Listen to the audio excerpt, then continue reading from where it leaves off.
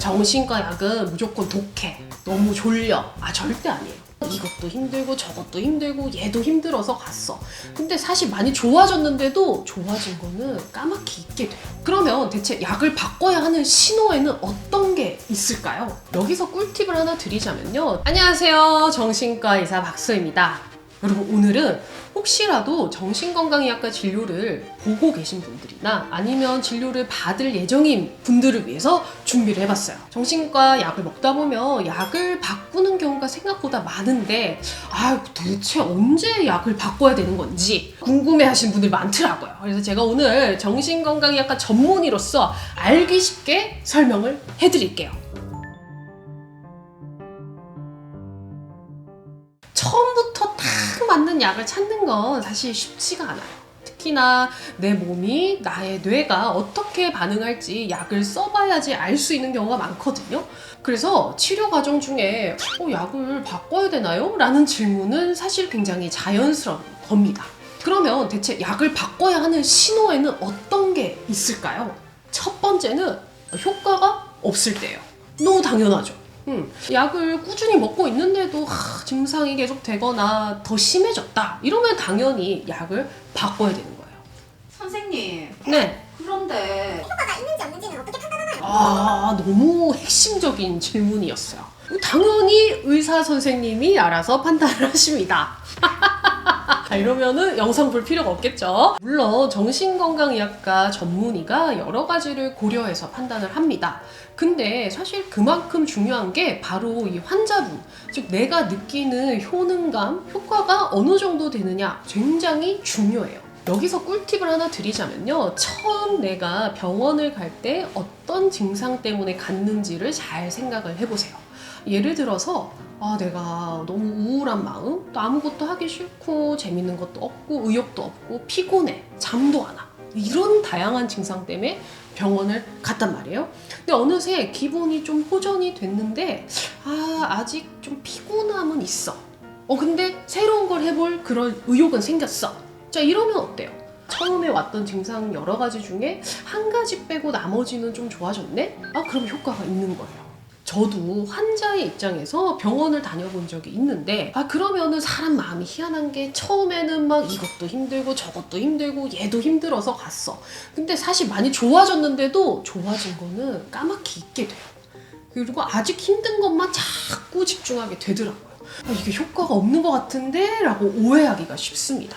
그래서 항상 처음에 어떤 증상으로 얼마나 힘들어서 갔는지를 좀 기록을 해두시고 그것과 비교하시면 훨씬 판단하기가 수월하실 거예요.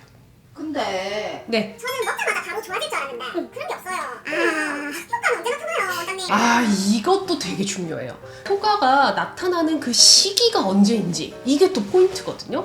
진짜 많은 분들이 이제 처음 오시고 선생님 제가 일주일 정도 약을 먹어봤는데 아직 좋아지는 게 없어요. 이거 안 낫는 거 아닐까요? 라고 생각하시는 분들 많습니다. 그런데 사실 대부분의 정신건강의학과 약들은 시간이 조금 더 지나봐야 효과가 나타나는 게 많아요. 왜냐면 이 약들이 뇌의 신경 전달 물질을 다루게 되고 뇌세포의 어떤 가소성이나 수용체의 변화를 주는 게 많거든요. 막 이것저것 말이 어려운데 쉽게 말하면 좋아지는 데까지 시간이 좀 걸린다. 대표적으로 항우울제 같은 경우에는 평균 2주 내지 10일 정도는 지나야 효과가 나타난다고 알려져 있어요. 그러니까 약 먹고 다음 주에 왔는데 효과 없어요. 이건 너무 당연한 거다. 게다가 그 효과가 나타나는 시점은 사람마다 다르고 질환의 종류마다 다르고 또 약의 종류마다 달라. 심지어는 똑같은 사람도 내 상태에 따라서 달라. 그러니까 이게 참 쉽지가 않아요. 보통 그런 가이드라인들이 다 정해져 있거든요. 우울증 약은 적어도 6주까지는 기다려보는 게 좋다고 알려져 있고요. ADHD 약 중에서도 비각성제인 아토목세틴 같은 경우에는 최소 4주, 길게는 10주. 거의 한 3달까지도 기다려봐야 효과 유무를 알 수가 있어요. 거기다가 증상 자체가 좋아지는데 또 오래 걸리는 경우도 있어요. 이건 또 무슨 소리냐? 대표적인 이제 우울증에서 보면요. 보통 불안하거나 뭐 초조하거나 잠이 안 오거나 이런 것들은 생각보다 빨리 좋아지는데 의욕이 생기고 그다음에 기억력이 깜빡깜빡하던 그런 인지 기능이 회복되는 데는 생각보다 시간이 더 오래 걸립니다.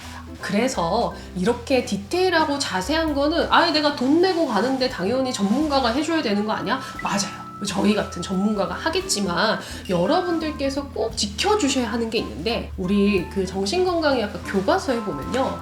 약이 효과가 없을 때 의사가 가장 먼저 생각해야 될 것 첫 번째가 약을 제대로 먹느냐를 꼭 확인할 것이 들어있어요. 생각보다 그렇지 못한 경우가 많거든요. 하루 먹고 뭐 이틀 안 먹고 뭐 아니면은 기억나면 먹고 안 먹고 이러면은 알 수가 없어요. 그러니까 약을 꾸준히 먹어야 효과가 제대로 나타나는 건 너무 당연하고요. 게다가 먹다 안 먹다 하면 어떤 증상이 있냐면 약의 금단 증상이 나타날 수 있어요.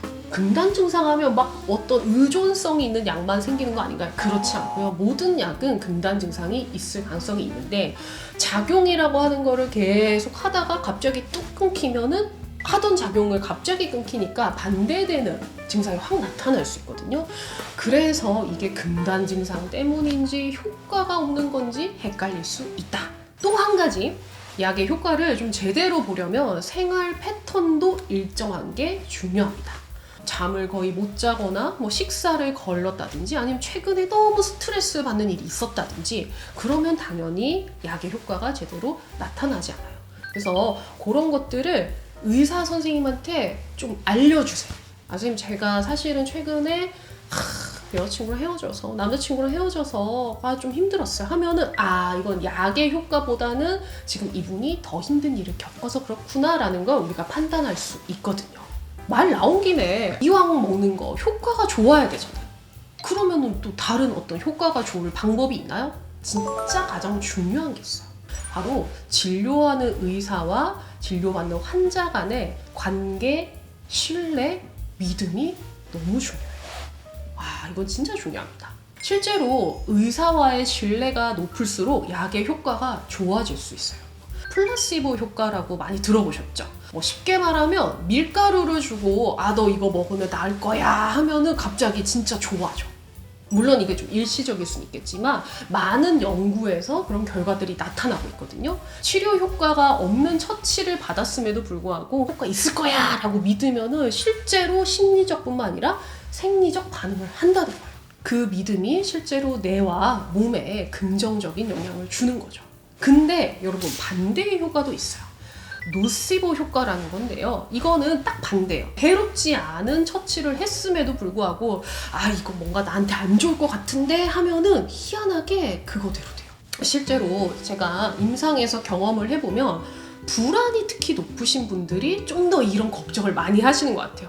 이 약 먹고 오히려 더 나빠지고 약에 의존하고 막 약 때문에 내가 하루 종일 축 처지고 이런 거 아니에요? 라고 얘기를 하시면은 희한하게 아무리 순한 약을 드려도 진짜 그런 부작용이 막 나타나요.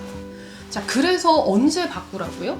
효과가 없을 때 바꾸는 게 맞는 건데 그거를 내가 판단하기는 어려우니 내 상태에 대해서 좀 더 적극적으로 전달을 해주시고 또 모르겠으면 가감없이 물어보세요. 선생님, 저 이거 효과가 있는 걸까요? 이게 언제까지 기다리면 좋을까요? 라고 질문하시면 답을 해주실 겁니다. 자, 약을 바꿔야 할 두 번째, 바로 부작용이 너무 힘들 때입니다.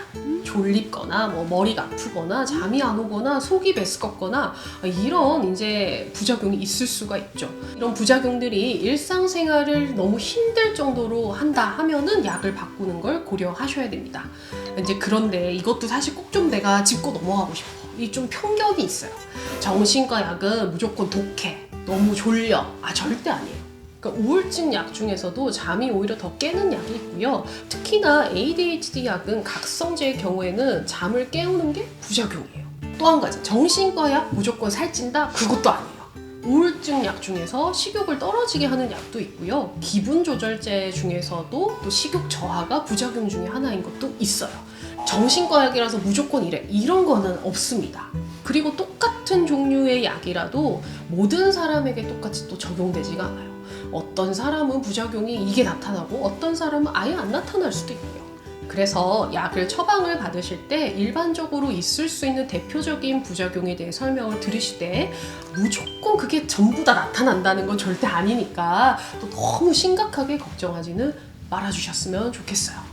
유독 정신과 약에 대해서만은 조금 더 겁을 먹는 것 같아서 저는 그게 좀 안타깝더라고요.